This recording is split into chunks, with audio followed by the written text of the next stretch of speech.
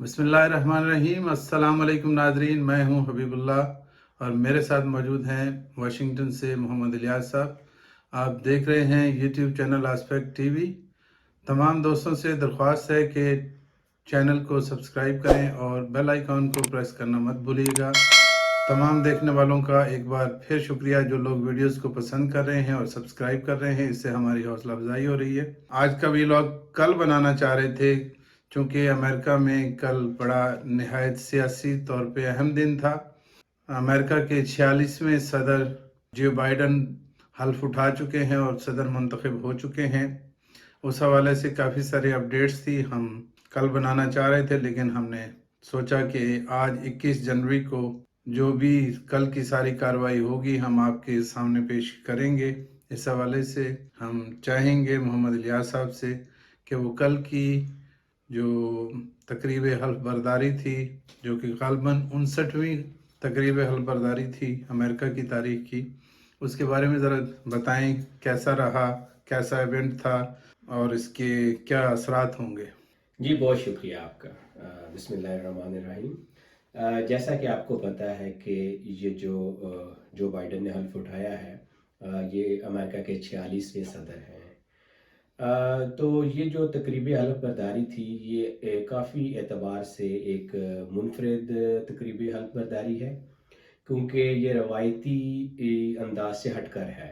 आपने देखा होगा कि काफ़ी ज़्यादा सिक्योरिटी कंसर्न्स थे, जिसकी वजह से एजेंसियों ने इसकी भरपूर कोशिश की कि इनको हर तरीके से सिक्योर किया जाए और किसी भी किस्म की सूरत हाल नागहानी पैदा ना होने दी जाए।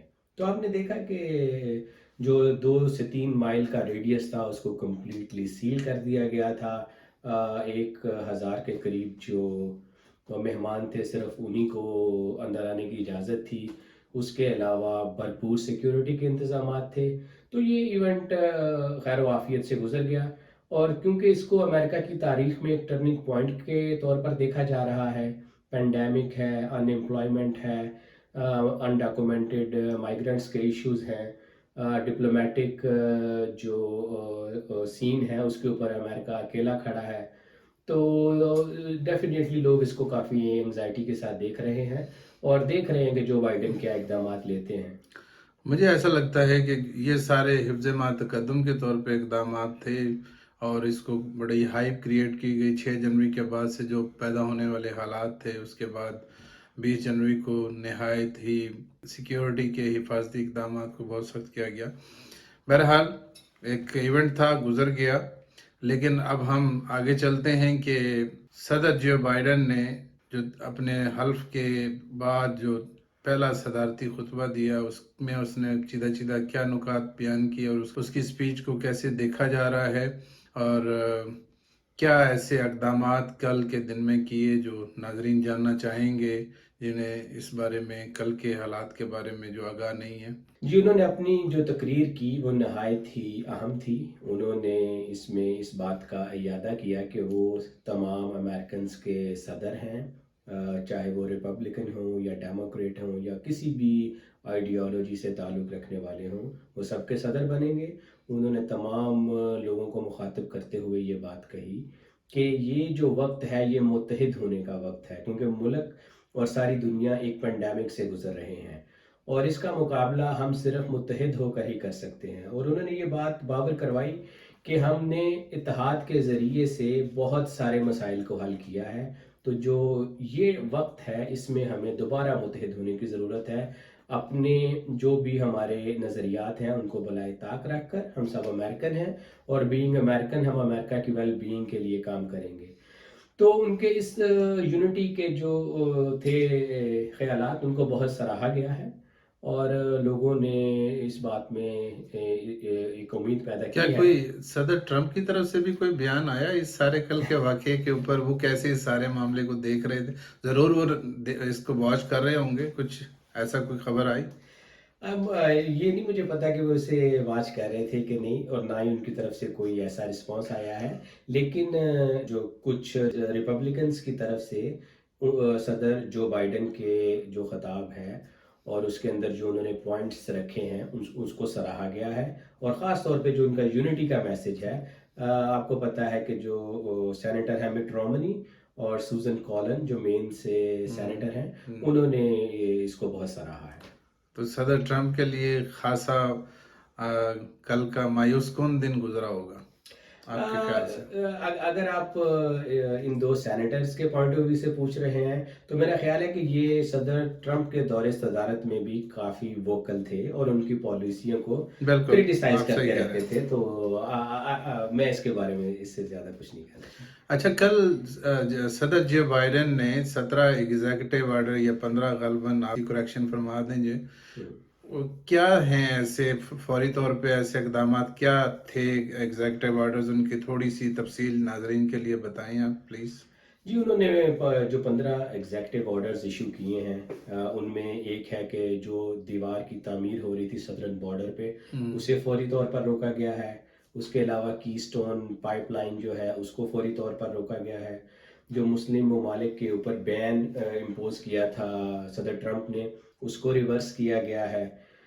اس کے علاوہ آپ نے دیکھا ہوگا کہ WHO کے ساتھ ٹرمپ ایڈمنسٹریشن کے تعلقات خراب ہو گئے تھے، انہوں نے اسے وڈرا کر لیا تھا۔ پیرس کے حوالے سے جی، پیرس کلائمیٹ جو ایگریمنٹ تھا اس سے بھی مطلب امریکہ وڈرا کر گیا تھا۔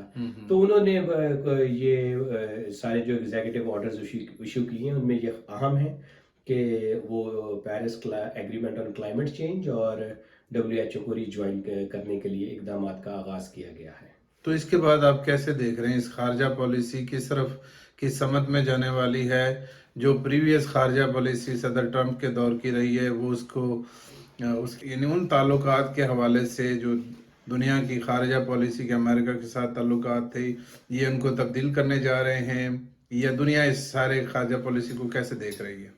جی دیکھیں، یہ ایکڈیمک کے لیے کافی جو ہیں سوال پیدا ہو گئے ہیں کہ وہ ان کو ریسرچ کریں اور ان کو ایڈریس کریں کہ کسی بھی ملک کی جو خارجہ پالیسی ہوتی ہے وہ کسی ایک بندے کے گرد نہیں گھومتی ہے۔ اس کو ادارے بناتے ہیں اور ادارے اس کے اوپر ڈیٹیل سے کام کرتے ہیں اور پھر اس کے مطابق پالیسی جو ہے اس کو موو کیا جاتا ہے۔ صدر ٹرمپ کے بارے میں جیسا کہ آپ کو پتہ ہے کہ وہ کسی بھی پبلک آفس میں اس سے پہلے نہیں رہے تھے، نہ تو وہ کبھی سینیٹر رہے، نہ کبھی ہاؤس کے ممبر رہے، نہ ہی وہ کسی اسٹیٹ کے گورنر رہے۔ وہ بزنس مین تھے، ان کا کام کرنے کا ایک اپنا انداز تھا اور انہوں نے فورن پالیسی کو بھی ایک بہت زیادہ حد تک ایسے ہی چلانے کی کوشش کی جس طرح کہ کوئی ذاتی بزنس ہو، اور وہ جلدی ناراض ہو جاتے تھے اور اس کا وہ برملا اظہار کر دیتے تھے، جس کی وجہ سے معاملات خراب ہو جاتے تھے۔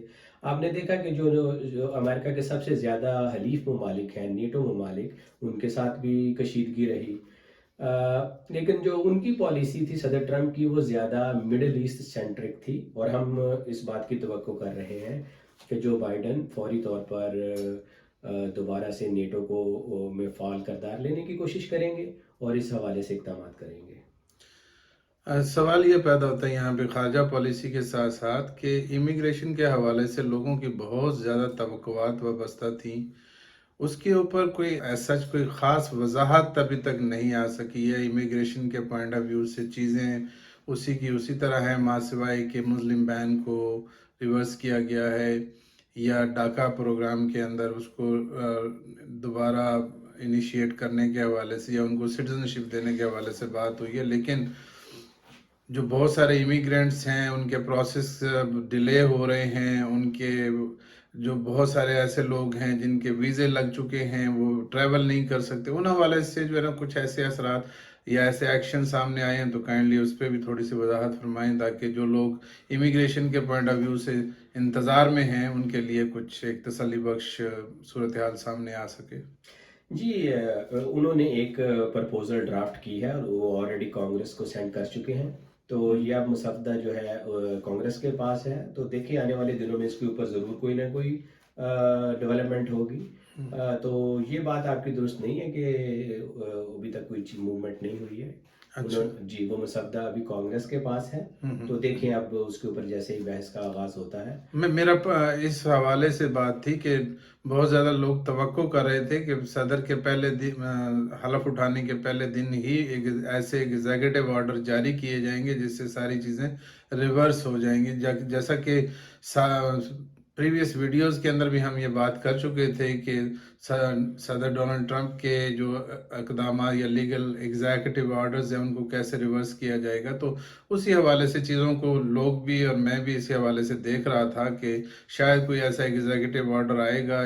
یہ تو اب چونکہ ایک لینتھی پروسیس ہے، اب یہ ڈیبیٹ کے لیے ہاؤس میں چلا گیا ہے، تو میرا پوائنٹ اس حوالے سے تھا۔ اوکے، لیکن اس حوالے سے اقدامات کا آغاز کر دیا گیا ہے، اور اس کے لیے جو بھی پراپر کورس آف ایکشن ہے وہ عنقریب آپ دیکھیں گے۔ جی، تو آخر میں جاننا چاہوں گا کہ جیسا کہ آپ سب جانتے ہیں، اور الیاس صاحب آپ کے لیے خاص طور پہ، کہ ڈیموکریٹ جب بھی گورنمنٹ کے اندر رہے ہیں، جب بھی پاور میں رہے ہیں، پاکستان کے حوالے سے ان کے ہمیشہ ایک ہی خواہش رہی ہے کہ ڈو مور، اور وہ ہمیشہ آرڈر جاری کرتے رہے ہیں۔ کوئی ایسے آئیڈیل تعلقات اس حوالے سے برابری کی سطح پہ قائم نہیں ہو سکے، تو اب آپ کیا دیکھ رہے ہیں کہ پچھلے 4 سالہ دور اقتدار میں پاکستان نے جو کوشش کر کے ایک برابری کی سطح پہ اپنے تعلقات قائم کرنے کی ایک جو کوشش کی ہے، کیا وہ قائم رہ سکے گی، یا صدر بائیڈن اس کو دوسرے کسی اور انداز سے دیکھیں گے؟ دیکھیں، یہ آپ نے درست کہا کہ پاکستان اور امریکہ کے تعلقات ہمیشہ سے ہی شیکی رہے ہیں، اور ہمیشہ سے ہی پاکستان کے ساتھ ڈو مور کا مطالبہ کیا جاتا رہا ہے۔